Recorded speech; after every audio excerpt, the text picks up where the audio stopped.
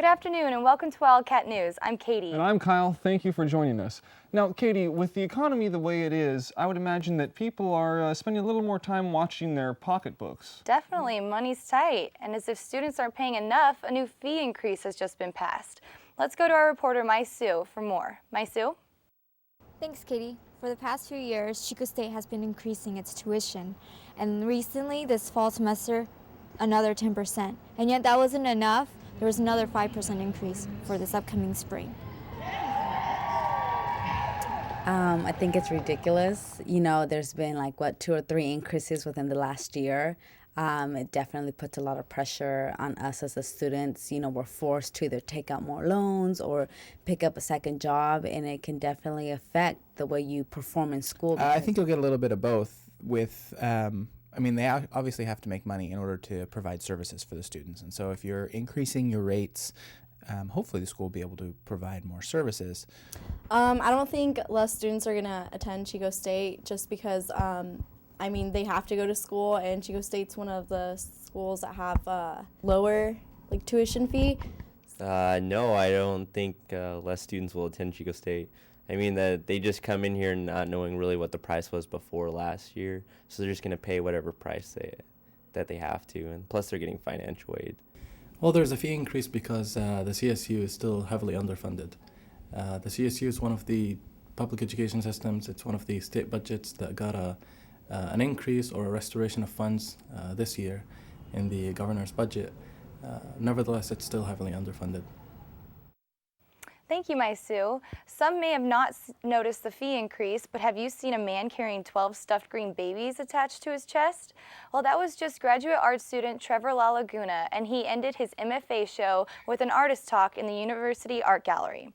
His project included Transportrait, cataloged that last 6 months of his life as the primary caretaker of 12 stuffed babies he created, which were given up for adoption at the end of the show. At the artist's talk, visitors were able to hear the artist describe his work and ask questions. There are always great events going on at the Humanity Center and University Art Gallery, so be sure to check out their website for an updated event calendar filled with film screenings, exhibitions, and talks. Well, he seems to have his life on track, and for some Chico State students, the tracks are causing them issues. With finals approaching and stress-filled Chico State students studying for exams, the last thing they want to hear is the train horn at 2 in the morning. This is especially troublesome for students that live near the tracks, and complaints have escalated about the train engineers blowing the horns compulsively throughout the night and early mornings. Union Pacific and Amtrak officials have released a statement regarding reasons why engineers need to blow the horns. Since 2008, fatal railroad crossings by pedestrians in Chico have increased. Most fatalities have been people under the influence of alcohol and/or drugs. Due to most fatalities occurring near Chico State, engineers need to blow the horns no matter what time, so students will have to adjust to the loud noise as long as railroad casualties in Chico continue to rise. Now, these casualties caused by excessive drinking, and there is one drink on the market that makes getting wasted that much easier.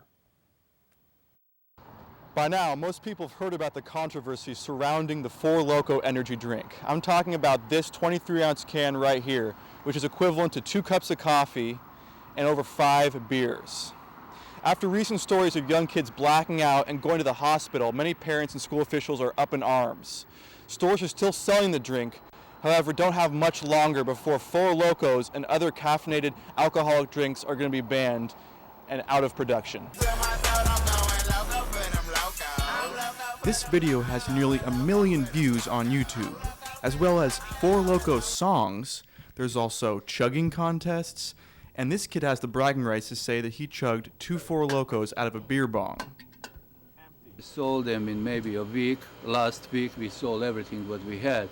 Dino works at Tony's Liquor in Chico, California, and since last week they've gone through nearly their entire stock of Four Locos. They're grabbing it because it's forbidden. It's out of it's illegal anymore. And while the FDA believes that they have a real legitimate safety concern surrounding these drinks, not everyone agrees with pulling them off the shelves. Blaming all these deaths on it. Anyone could die from any sort of alcohol.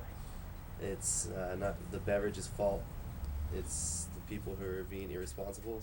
The price of a case of Four Locos goes for about $27. Many students are even stocking up on Four Locos, hoping to sell them after the drink has left the shelves. In Chico, I'm Ari Rudheisen.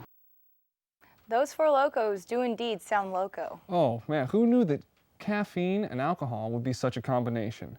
Well, we need to take a quick break, and we will be right back with sports. For Wildcat News, sit tight. Catch me fresh right out of class. Stomach empty, y'all do the math. Need some food in my body's equation, so of course the BMU is my soul food station. Hop off my board, run up the stairs. See my friends, so I'll throw some waves in the air. No time to talk, I'll be line right behind line. Put my order in so I can finally find my rejuvenation. Body's invigoration. Italian chicken sandwich, the finest of creation. Monday it's grill, Taco Tuesday then Chinese. Rock and roll, then I'll embrace. Top it off with a smoothie, yours truly. I need pasta, so between that it's a toss up. Chico State Marketplace Cafe all day. Food from all over, and I love it in the worst way. Riding round school with the food I love and the BMU. I guess the change in my pockets will be enough. BMU, it's always a good day at the Marketplace Cafe. They got the shit. Well, they got some shit. They got the best range, so it doesn't seem strange. I love BMU.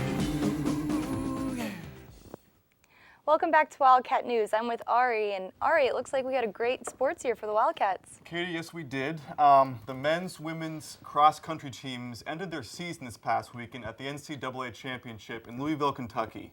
Both men's and women's teams placed 5th in the NCAA Championship after a strong second-place finish at their regional championships in Bellingham, Washington. On the women's side, senior Kara Lubinsky finished 16th overall, and junior Shannon Rich finished 37th overall, both gaining All-American honors.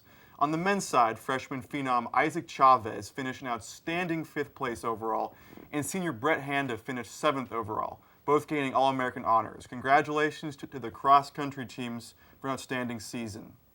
Tahoe has reported some of the best November snow conditions on record and is hoping this trend will continue into December and the rest of the season, with some of the top ski and snowboard resorts already reporting over 7 feet of fresh snow.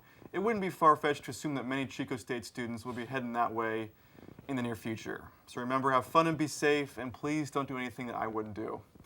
Chico State's men's soccer team had quite the season, bringing out hordes of enthusiastic fans this year. They regained Chico's pride in Wildcat soccer. Sports editor Kyle Barham was there right from the beginning until the final kick, ending a great season. I'm standing here on the Chico State practice soccer field where just 2 weeks ago, our team was preparing for one of the biggest games of their lives.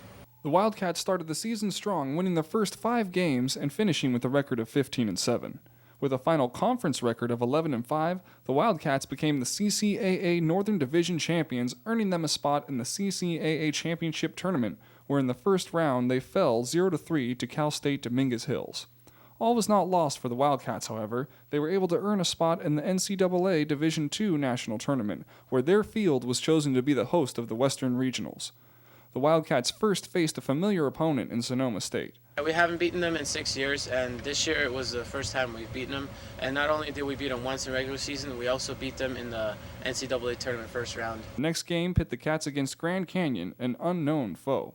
Trailing 1-0 at halftime, the Wildcats were able to manufacture some late-game heroics to score the game-winning goal with less than 2 minutes to play.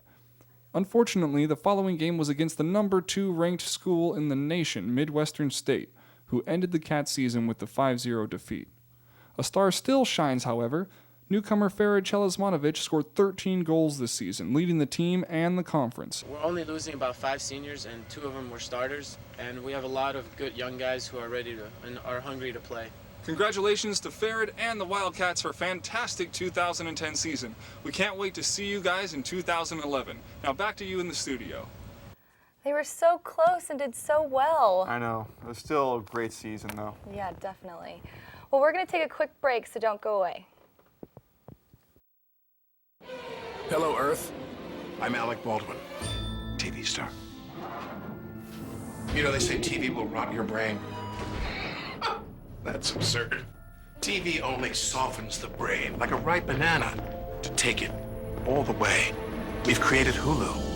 Hulu beams TV directly to your portable computing devices, giving you more of the cerebral gelatinizing shows you want anytime, anywhere, for free. I only act out because I want your love. Dynamite! Mushy mush. And the best part is there's nothing you can do to stop it. I mean, what are you going to do, turn off your TV and your computer? Once your brains are reduced to a cottage cheese like mush, we'll scoop them out with a melon bowler and gobble them right on up. Oops. I think I'm drooling a little. Because we're aliens. And that's how we roll. Hulu, an evil plot to destroy the world. Enjoy. Welcome back to Wildcat News. Now, Chico is ever expanding, and we hope that it would continue to expand. And you may have noticed a lot of construction on campus. Wildcat News reporter Matt Longerbone reports on what all the noise is about. I'm Matthew Longerbone with Wildcat News. Are you tired of the same old boring food at Whitney? Never fear, because there's a new cafeteria on campus, and I have an interview with Dr. David Stephen to get the skinny. What can you tell us about the new dining center? Well, this facility replaces Whitney Dining, which is over 40 years old. This facility is about 27,000 square feet altogether. It is state-of-the-art dining, residential dining program. 5 separate food platforms, marché dining, which is food prepared, in front of the customer. And we're very excited about a soft opening, which is tomorrow, Wednesday, for lunch. All right. I also noticed while looking around, it's much different than Whitney in terms of decoration. It's very bright. It's very vibrant. What brought about that? Well, building a new facility allowed us to start with a blank slate and to put together a very different kind of food format. Of course, that is manifest in the interior design of this facility, the colors, the space. Everything is new and different, and that's what we were trying to achieve. The new dining hall is going to have a limited soft opening. Only 450 students per day will be given tickets from Whitney Hall to go into the new cafeteria. Hurry on up or you'll miss out. The new dining hall looks great and is good for freshmen, but if you're looking to eat off campus, check out the corner of 1st and Broadway for newly remodeled Tres Hombres and Mr. Pickles. Thanks, you guys. We're here in front of Mr. Pickles and Tres Hombres, trying to get the real scoop of what happened during the fire and where they are at now in business. On December 1st, 2009, a fire was reported at around 2:40 a.m. that delivered heavy fire, smoke, and water damage to both Chico restaurants. A year since the repair and reopening, I caught up with Tres Hombres general manager Todd Pedrini and Mr. Pickles owner Tessa Marcelli to see what had changed, where their businesses are headed for the future. Did the restaurant open on Cinco de Mayo as planned? No, I think Cinco de Mayo was more of a pipe dream. We opened on September 16th. How's the new patio working out for you? It works out great depending on weather. When it's a nice day, the patio's full. When it's cold like it's been